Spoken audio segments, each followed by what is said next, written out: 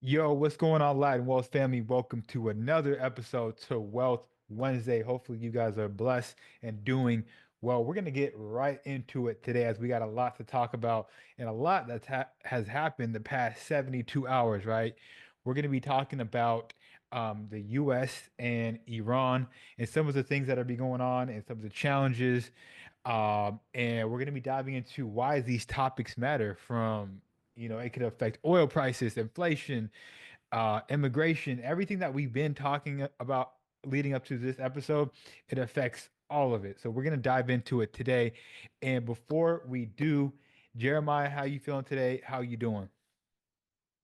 Feel like the people need to be informed, man. This is a hot button topic, so we want to make sure to give him the Latin wealth, right? The Latin wealth Wednesday spin on it. So Yeah, 100%. And so what's interesting, we'll get into some timeline of what's been happening and whatnot, but the US military strikes major Iran nuclear sites.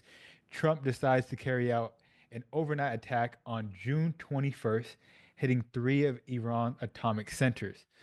And basically his objective was to get rid of the nuclear threat. And so what's interesting, I think I was on my way to Orlando, getting on the plane, and I sent you the DM. I was like, bro, here we here we go. go. Here we go. Like, we just don't know what's gonna happen. So that was on June 21st. Since then, Iran launched a missile attack on an American air base in Qatar on Monday that caused no injuries. President Trump followed up and said, hey, it was a weak response to the U.S. attack, while urging Iran and Israel to make peace as the conflict entered day 12 of their conflict, right? So Iran has threatened to retaliate against the United States after U.S. bomb dropped 30,000 pounds uh, bunker buster on Iran's underground nuclear facilities, as we just talked about over the weekend. And since then, President Trump has said, hey, you guys need to have peace and pretty much stop whatever you guys got going on. And so, what I'm going to play right now is a video that came out today. And basically, the topic of the video is the ceasefire violation. So, President Trump that he's not happy with the fact that Israel had fired more rockets at Iran, adding that he is also displeased with Iran. He said today that he believes that both sides have violated the ceasefire, adding on social media that the truce remains in effect. So I'm going to play the video real quick of his reaction. Let me know if you can see it. Boom, I'm going to play I it. didn't like plenty of things I saw yesterday. I didn't like the fact that Israel unloaded right after we made the deal. They didn't have to unload. And I didn't like the fact that the retaliation was very strong. But in all fairness, Israel unloaded a lot. And now I hear Israel just went out because they felt it was violated by one rocket that didn't land anywhere. That's not what we want, I'll tell you. And I'm telling you, I'm not happy about that, Israel, either. You know what? We basically have two countries that have been fighting so long and so hard that they don't know what the fuck they're doing. Do you understand that? Do you want to respond to Iran? Was he talking about Iran and Israel? Or were he talking about himself and somebody else? But that was his response. Now, the last thing I'll say before I get Jeremiah in here is Vice President J.D. Vance said on Sunday that despite the U.S. strikes on Iran nuclear sites last night, the U.S. is not at war with Iran. He said clearly, no, we are not at war with Iran. We are at war with Iran's nuclear program. That's what Vice President J.D. Vance said. With all that being said, wanted to catch you guys up real quick. Jeremiah, what were your thoughts when you seen the news on June 21st and some of the things that have transpired over the weekend? It made me think about the Trump tweets. Uh, are they still called tweets? So it Mm, was on X. It wasn't X right, back then, it was Twitter. right. But the Trump tweets where he was talking about President Obama going to war with Iran because he didn't have foreign policies, he didn't Mm, understand the geopolitical landscape. It made me think about that. mm, That's honestly what I thought about. I mean, Trump is a walking contradiction. So I don't really, you can't place much stock in anything that he says or that he writes because he'll say he didn't write it and it's fake news and all these Hmm. other things. And so that's instantly what I thought about. But then the second thing that I thought about is the actual strait over there, the Strait of Hormuz, Yep. which is Yep. that area, right, that Iran actually controls, which is 20% of the world's oil flows through that strait. So Hmm. it's a major trade line and a trade area. And so it made me think about it. And I'm like, dang, we probably didn't think this through because they shut that down and oil prices, obviously they're going to go up. That causes issues here in the economy. And then, I think it was late Saturday or Sunday, you saw where Trump was reaching out or basically appealing to China's better nature to help them out with this. And Hmm. and I'm sitting there and I'm like, wow, this is man, just look at all that's occurred. Like we go and we have a tariff war with China, then we come back and we need them, and it's just, and so as I'm looking through everything and I look the way things are laid out, I don't believe that we sit and we think about strategically our decisions and the things that we do, and Hmm. you know, and honestly, it also put me in the mind of Bush with weapons of mass destruction. Yep. Because Yep. if you go back in March, I think like March 25th, the actual director of, foreign intelligence stated that they didn't have the ability or the capability, they didn't have the weapons, and they weren't even working on building them. And so, what's changed in Are you, three are you months? talking? Are you talking about Iran? Yeah, Yeah, I heard the same that they were probably another 2, 3 years out. yeah. So one thing that I do know, though, and one thing that I understand is that the American public is ruled by feelings. They're not Yep. ruled by a lot of fact. And so obviously Trump understands that. And if he can put a sentiment or a narrative out there that helps to support Yeah. what it is that he's doing, which he does, and you'll have the group of people that are quote unquote patriots, that's what they believe in. They're going and they're doing that. But you have former military officers and admirals and captains and generals, and they're speaking about it and they're saying, we're not for this. Hmm. This is this industrial military complex. That's not what we're actually for. And you need to be trying to sit and actually have diplomacy and figure out how not to go to war because we know the cost of war because we've been to war. Um, Mm. it's a lot to deal with, man. It And it's is a lot funny. to. I'm sorry. Go Go ahead. ahead. I'm sorry. Go No, ahead. no, No, go. no, I no, was no, just gonna no. say we deal with so much, man, and it's like every single day it's something new. Every day. Really don't even know what to do. And like, so let's say for us, you're focusing only on the economics of it, right? Things happen within 24 hours that would totally negate the financial decisions that you made the day Hmm. before. For And sure. it's like the For sure. craziest thing right now. It's super hard. Yeah. Like, And we'll touch on that in a second. Um. Yeah, man. I believe that I think nobody wants to be in a position where we go to war. I can't I hope believe not. that anybody is in Some the people mindset do. like Some people do. Some maybe, people. but I think there's people in his camp that are like, yo, we don't want to take this further than we have to take it. Like, let's not go down this right route because, like you said, they know the cost of going to war, right? Now, my Yeah. question is, why make that decision? Is it just to please Israel and just to help them out real quick? I mean, I was reading today that if you look at the sites that were bombed, that they didn't even fully dismantle what they needed to do and really just set their program back only a month. So was it just like the only thing I can think of A was it show? like that or like Drake and Kendrick where it was just like a little sneak this to see what happened to see if they bite just like a flare shot, you know what I'm saying? Like what was that? Why was that necessary? I think that from the stance of the relationship with Israel, they want to show solidarity. America's always supporting Israel. That's a whole nother conversation and a whole nother deal with that because that's something else. But yeah, I think that it was just a show of solidarity. And honestly, at the same time, they didn't go and destruct everything, right? They weren't trying to kill people. They're just trying to destroy the actual facility itself. And I thought it was very enlightening, right, and illuminating when JD Vance came out and basically said, "Hey, we're not at war with Iran. We're at war with their nuclear program. We just want to blow up their nukes and so they don't have any the capability to build Hmm. nukes. We're not at war with Iran. Like just to let you know." That's Yeah. telling. That's very telling to me. Um, and it's kind of opposite of, you got him and then you have Trump who's out there saying, you guys better try to make peace and, you Hmm. know, don't retaliate because things could get bad and all, just But I that don't know. that's super weird to me, bro. Like at a It's not basic strange to you? level, bro. Like, of course, I would never do this. But if I come to Jeremiah's hood and I'm gonna rob everybody, and then right after be like, "Yo, Jeremiah, we got to make peace." No, Jeremiah's like, "I need to get my lick back. Yeah. I got to get mine back." Yeah. And I mean, Is that the right way to think? I don't know, but like, no, I'm saying are they human? No, why? No, but right, is it the right way to think that you can control someone enough to go in, blow things up in their country, bomb them, and then hey, you better make peace?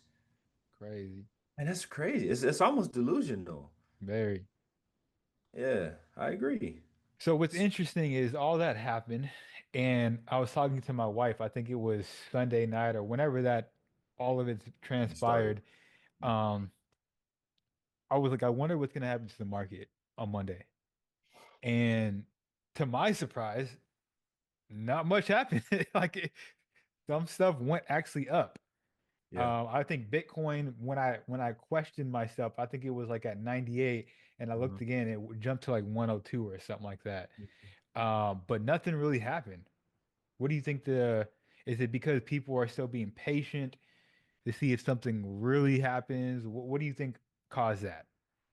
I mean, the market kind of shrugged it off a little bit, Yeah. to be honest. Um,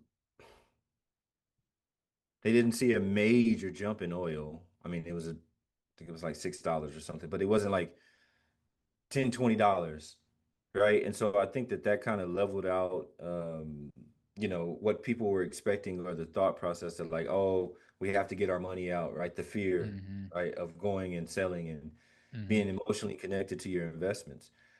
And honestly, i- if I tell you the truth, I don't think most people in America even care. Hmm. Hmm. Maybe I'm wrong. I could be wrong. I could be wrong, but it's a growing number of people that don't even watch the news. Hmm. Now, financially, the financial people, right? Um, money's made during war. I don't think For people sure. really realize that. There's a lot of money that's made off of war. The resources you recover from the other country, the defense sector of business, Lockheed Martin, Hmm. Raytheon, all those type of groups that are actually growing and growing. Now you got Palantir and all those people. Solitaire, Like yeah. there's money that's made in war. So Hmm. it's a balance, right? That goes back and forth. Tech lags a little bit, which it has. The Hmm. Nasdaq and tech kind of lagged a little bit, and then you saw, the S&P, and then the powered by some of the defense sector and a little bit of the commodity sector, you saw it rise up. Hmm. Did you, not to get off too much off topic, but did you see that OpenAI secured, I forgot how big the government contract that they secured was. Yes, yes, I did. Um, Let me they pull got it up other for you. stuff going on too because they With OpenAI is looking Microsoft. to do, yeah, they looking to do their own thing, man. They not trying to, but that's been happening. They've been flirting with other people, so But that's not to get too much off topic, but I'm curious because I was reading about that. How does that happen to where, how do you just break up with Microsoft like that? either way it goes. Microsoft's gonna make a ton of money. Yeah. So the establishment of the way that the clauses were set up, they're gonna make a sizable amount of money, but um, that could that could harm it helped them get to the place that they're at, but it could harm them at the same time too.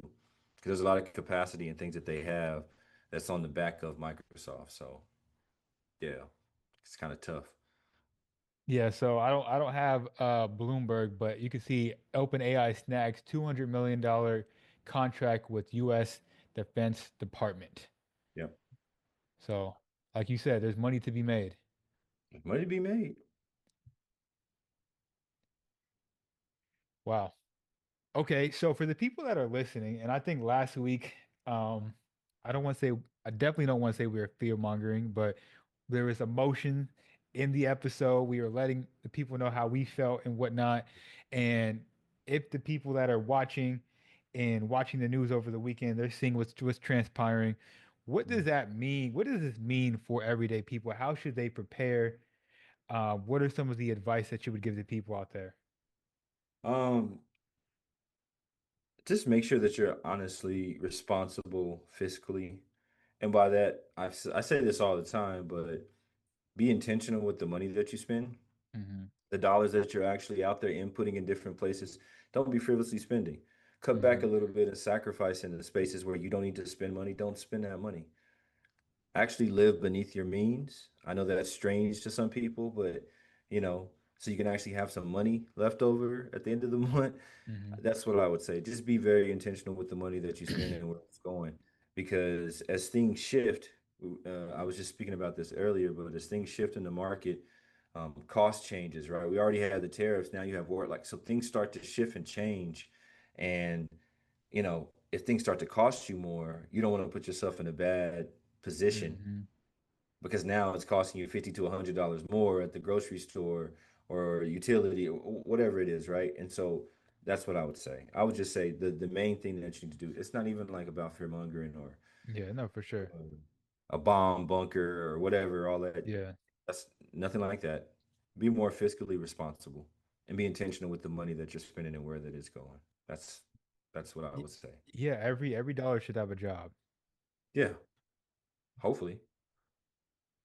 Yeah, hopefully as much as possible. And I look, um, I guess we can go down like a whole bunch of things that you should and should not do, but I think at the very basic level, every dollar should have a job and to be responsible as possible.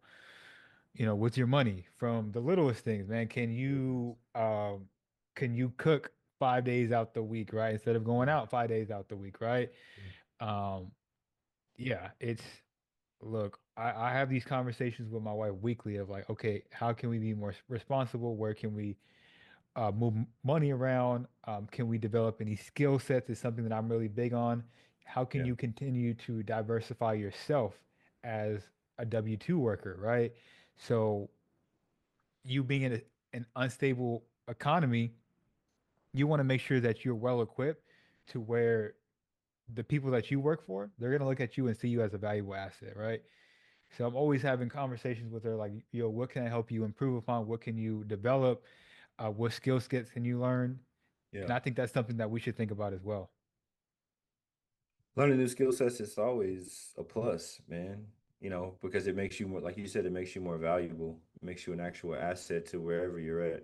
I call it, we talk about a couple of things, but I talk about being a polymath, Mm, and that's being good at a lot of different things. You hmm. know, and even being great. If you could be great at a lot of different things, then you're doing really, really well. I think that comes into play now especially with people losing their jobs, right? AI Hmm. taking, right? So now you're starting to see the actual cream of the crop because you can't just get into a job and be comfortable and be mediocre. So now that if AI is doing anything for what it is, like in this economy, in the wars and all, right, it makes the cream rise to the top. Because now like Hmm. the smartest and brightest people, they're starting to like show, right? Yeah. They stand out a lot more because now the mediocrity is being cut because it's just a machine now. We'll just put a machine where mediocrity is, and then if you're great, you're great. Hmm. I'm Yeah, it's noticing. crazy because when I went to, I'm not gonna say exactly where I went because I don't know if they're gonna be listening, but I went to a state to do some training in the marketing realm, Okay. and I'm just like talking to everybody, hey, what do you do? What do you do? Yeah. What do you do for the company? And I'm like, have you guys heard about AI? Are you using these tools and whatnot? And man, I would say 98% of the room said, no, we're not using these tools. And I'm like, a lot of these companies, they don't even know, but they're just, I don't, in the respectful way as possible, they're just wasting money, Yeah. just wasting money. And I'm like, yo, this Yeah. is scary. Yeah. Like what I know right now, I could replace you as an employee right Yeah. now. I could do that right now. Yeah. And you just don't have, you're just out the loop. And then And people I are was like, upset with the job or with the company, but the company's job is to actually make money for the shareholders. And the way you do that is you eliminate overhead. If I could pay a one-time capital expense that I'm going to write off on my taxes, right? Because it's business expense. mhm, If I could pay um, $200 million to get, robots or whatever, $1 billion to get a thing for the robots, but I never have to pay a salary again, mm. makes sense. Yeah, man, I was like, yo, we got to step it up here because again, if you're not making money for your company, they're gonna find a way to eventually let you go. Oh, most definitely. Most definitely. That's why I said mediocrity is it's getting now I wish we could have this same type of skill set or this same type of thing that's happening all throughout our government. I wish we could have the same effect throughout our government and they remove mediocrity from the government Bro, because dang near everybody would be gone. But everybody, bro. anyway, you know, With all due respect, but we're saying we're having these are the conversations we have because again, we want to make sure that you guys are continue to work on yourselves and us too. We're always working on ourselves. I'm development. always educating myself. Me being in the marketing space, I need to make sure I'm up to trend on everything Yeah. because the moment someone says, "Yo, I can just use AI instead of your company," what am I going to do about it? I got to do something about it. Yeah. So these are the thoughts that we're having and the conversations that we're having, and it all ties back to what's going on in the world because there's just so much uncertainties. Like Jeremiah was saying before we hit record, or maybe he said it while we were recording. It's just like one day, you do something in the financial aspect, the next day it can be wiped out. Same thing in Yeah. the job market, right? Yeah. I mean, you think that you have stability, and that's what I'm saying. Like we've been lulled back to sleep again because it's cyclical that the way these things happen. COVID Right. was just 5 years ago. And during COVID, I thought everybody learned that you're like everyone's replaceable. Mm. And so And now AI is hit and forgot. you forgot that point, right? You We forgot got that point. amnesia, bro. You're right. I guess so. Like you forgot that you're replaceable. And now they're replacing you not even with another human, they're replacing you with a um long language model or they're replacing you Mhm. with with a robot. And so Mhm. that's kind of how I look at it, man. I'm war pushes things into it's a catalyst, right? It pushes markets forward, it pushes housing crises forward. It Mhm. and also it should be pushing the development of people and for them to be better people and be better working for themselves and higher potential for themselves. It should push it 100%. forward to that too. That should be a 100%. catalyst for that. Like what's happening in the world, you should be paying attention to that and not fear mongering, but you should say, hey, No, you're right. things are happening. I got to make myself better so I can Make myself elevate. better. Yeah. The whole and we won't get too much into this, but the whole real estate market, that's a whole nother thing. I Oh, was in Orlando. I know somebody that is a real estate agent out there, and she's like, "Yo, the market out here is trash." She's like, "I can't get anybody to come show up to these showings." I'm like, "Man, that's crazy." that's hey. These are the effects of the stuff and the decisions that we make Mhm. as far as government, what we allow to happen. There's a lot of stuff that we just allow, Mm, and that's why I say the American people kind of got lulled back to sleep because we're right back similar, right? Situation as 2008. You're in a very similar, it feels kind of the same. And if you're not old enough to remember what it feels like, I remember. So it's feeling really, really mm. similar right now. I'm like, kind of deja vu going on. Yeah. I mean, look, Yeah. what's some of the decision I know right now everything is just kind of cool and calm right now, but I think it can go left or it can go right real quick. Yeah. One decision, one day. Like we said, the attack on the Iran nuclear sites. I mean, that happened at midnight. Nobody ever expected that, or we Yeah. didn't. I didn't hear about it. Me I didn't neither. know about it, but it happened. It happened. So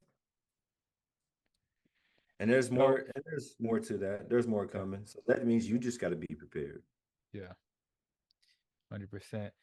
Look, y'all, if you guys have learned anything from this episode, or enjoyed this episode, feel free to share this with one other person that needs to hear the Latin Wealth platform. And leave us a comment down below what you guys think, what's going to happen next. And let us know what your thoughts are. It's the Latin Wealth family. We'll catch you in the next one. Peace. Peace, guys.